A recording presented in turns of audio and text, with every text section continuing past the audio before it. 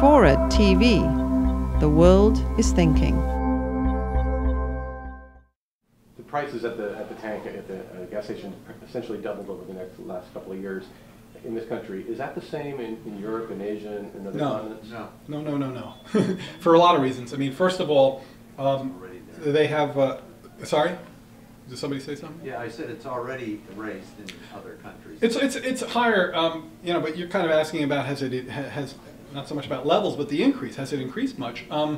And it hasn't increased nearly as much for a couple of reasons. One is that that currency story I told back there, that works the opposite way for them. Their currencies have appreciated, so their imports are less expensive relative to their currencies.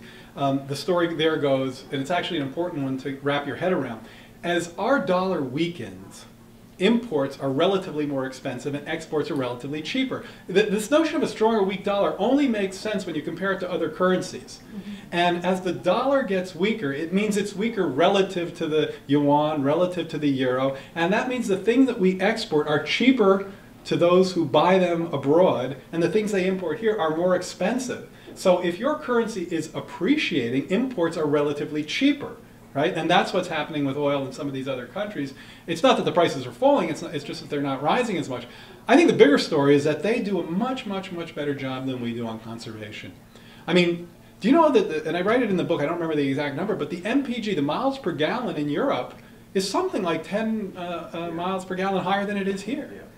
Now, and you just don't see SUVs like running over everybody over there. So, there's two ways to do this. One is on the supply side and the other is on the demand side. We're all about supply side here. We're all about finding more oil. And if we can't find more oil, damn it, we'll cook up the corn to make more oil.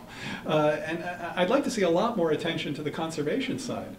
I'll note that Peter and I drove here in his Prius, so we're doing our little part.